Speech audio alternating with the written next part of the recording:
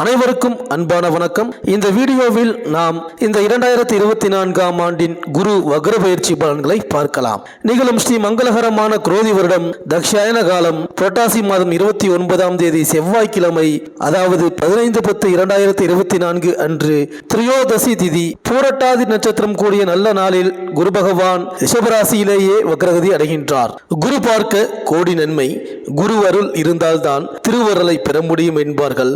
குருவே சகலத்துக்கும் ஆதாரமாக திகழ்பவர். குருவின் பார்வைப்பட்டாலே சகலமும் நமக்கு கிடைத்து அருளும். அதனால்தான் மற்ற தெய்வங்களை எப்படி வழிபட்டாலும் குரு பகவானை மட்டும் நேருக்கு நேராக நின்று வணங்கச் சொல்லி அறிவுறுத்துகின்றார்கள். தேவ குருவான பிரகஸ்பதி சிவபெருமானின் பரிபூரண அருளை பெற்று கிரகங்களில் ஒருவராக இடம் பிடித்தார்.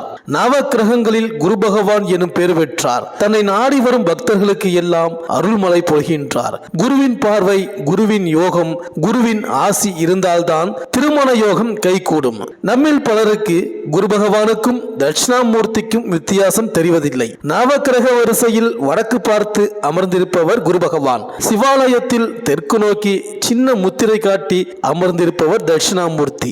இருவருமே ஞானத்தை அருளும் கடவுள் என்றாலும் வித்தியாசத்தை உணர்ந்து அவரவருக்குரிய மந்திரம் சொல்லி வழிபட்டால்தான் பரிபூரண அருள் கிடைக்கும். கடந்த 1/5/2024 அன்று குரு பகவான் மேஷ ராசியிலிருந்து ரிஷப ராசிக்கு பெயர்ச்சியானார். இந்த நிலையில் வருகின்ற அக்டோபர் மாதம் 15ஆம் தேதி, அதாவது 15/10/2024 அன்று தேவகுருவான குரு பகவான் 12 வருடங்களுக்கு பிறகு ரிஷபராசியிலேயே வக்ரகதி அடைகிறார். இந்த வக்ர நிலை என்பது ஜோதிடத்தில் ஒரு கிரகம் பின்னோக்கி செல்வதை குறிக்கிறது. பொதுவாக கிரகங்கள் பின்னோக்கி செல்வதில்லை, ஆனால் பின்னோக்கி செல்வது போல வக்ர நிலை ஏற்படுகின்றது. இப்படி வக்ரகதி நிலை அடையும் போது ஒரு கிரகம் தான் கொடுக்க வேண்டிய பலனுக்கு அப்படியே எதிராக கொடுக்க நேரிடும். அதாவது சுப கிரகம் நன்மை செய்வதற்கு பதிலாக கெடு பலன்களை கொடுக்கும், அல்லது எந்த பலனும் தராமல் போகும்.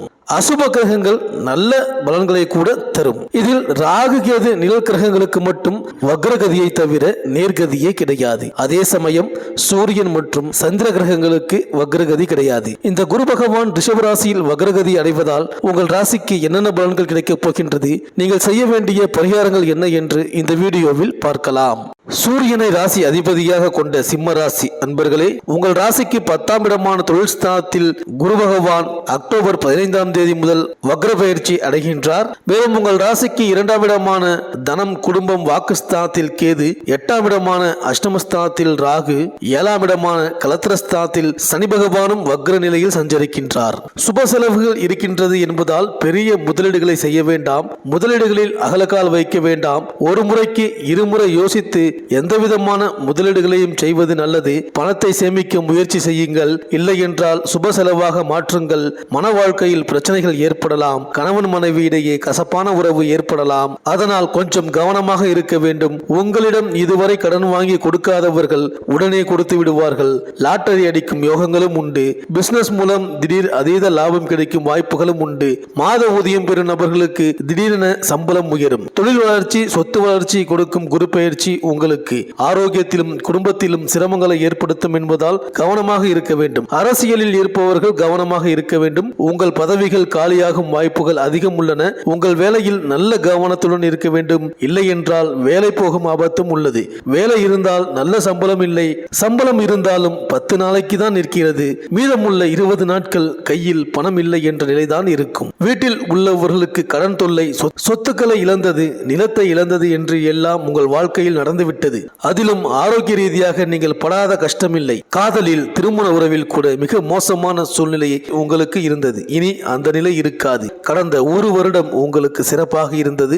அந்த அளவிற்கு சிறப்பாக இல்லை என்றாலும் இந்த வருடம் பிரச்சனை இல்லாமல் செல்லும். பணத்தை சேமிக்க முயற்சி செய்யுங்கள். இல்லை என்றால் சுப செலவாக மாற்றுங்கள்.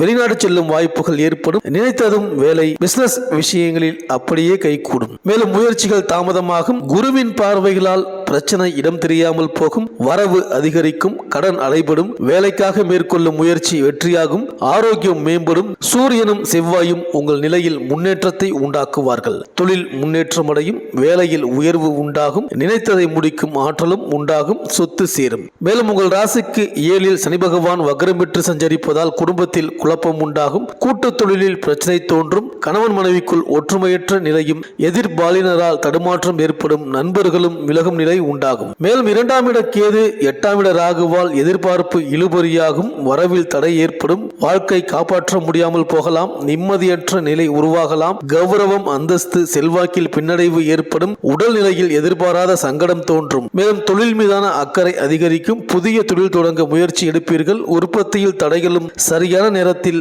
விநியோகிக்க முடியாத நிலையும் ஏற்படும், ஊழியர்களின் ஒத்துழைப்பு குறையும், பணிபுரியும் இடத்தில் நெருக்கடி தோன்றும், உழைப்பிற்கு ஏற்ற ஊதியம் இல்லை என்ற நிலை வரும், சிலர் வேறு வேலை தேட முயற்சி செய்வீர்கள், விரும்பாத இடமாற்றம் பொறுப்பு மாற்றம் ஏற்படுவதுடன் அதிகாரிகளால் நெருக்கடிக்கு ஆளாக நேரிடும், கவனமும் நிதானமும் அவசியம். பெண்களுக்கு செல்வாக்கும் செல்லாத வாக்காகும் என்ற நிலை ஏற்படக்கூடும். ஆனால் குருவின் பார்வைகளால் குடும்பத்தில் உண்டான நெருக்கடி விலகும், உடல்நிலை சீராகும். வாக்குஸ்தானத்தில் குரு பார்வை உண்டாவதால் பொது தேர்வு போட்டித் தேர்வுகளின் முடிவு எதிர்பார்த்தபடி வரும், மேற்படிப்பு முயற்சி வெற்றியாகும். விவசாயிகள் அதிகமாக உழைக்க வேண்டும், உழைப்பிற்கு ஏற்ற வருமானத்தை பெறலாம், கீரை வகைகள் காய்கறிகள் கொள்ளு போன்றவைகள் நல்ல மகசூலை கொடுக்கும், கலைஞர்கள் சிரத்தை எடுத்தால்தான் புதிய ஒப்பந்தங்கள் கிடைக்கும், சமூக நலவாதிகள் அரசியல்வாதிகள் பலனை எதிர்பாராமல் உழைக்க வேண்டியிருக்கும், புகழ் பாராட்டுக்கு எந்த பங்கமும் வராது, மாணவர்கள் சிரத்தை எடுத்து படிப்பது நல்லது. வியாழக்கிழமை மற்றும் சனிக்கிழமைகளில் அசைவம் சாப்பிடுவதை தவிர்த்து வாருங்கள். ஏகாதசி நாட்களில் விரதம் இருக்கலாம். அமாவாசை என்று முன்னோருக்கு பிரார்த்தனை செய்யுங்கள். பௌர்ணமி நாட்களில் சத்தியநாராயண விரதம் இடுங்கள். நிதி வளர்ச்சியில் அதிர்ஷ்டத்தை அதிகரிக்க மகாவிஷ்ணுவை வணங்குங்கள். உங்கள் இடத்திற்கு அருகில் உள்ள எந்த குருஸ்தானத்திற்கும் செல்லலாம் அல்லது நவக்கிரகங்கள் உள்ள எந்த கோவிலுக்கும் செல்லலாம். வியாழக்கிழமை மற்றும் சனிக்கிழமைகளில் விஷ்ணு சகாஸ்கர நாமம் கேளுங்கள். சுதர்சன மகா மந்திரத்தை நீங்கள் நன்றாக உணரலாம். ஏழை மாணவர்களின் கல்விக்கு உதவுங்கள். வயதானவர்களுக்கும் ஊனமுற்றவர்களுக்கும் உதவுங்கள். வீடற்ற மக்களுக்கு நீங்கள் பணம் அல்லது உணவு தானம் செய்யுங்கள்.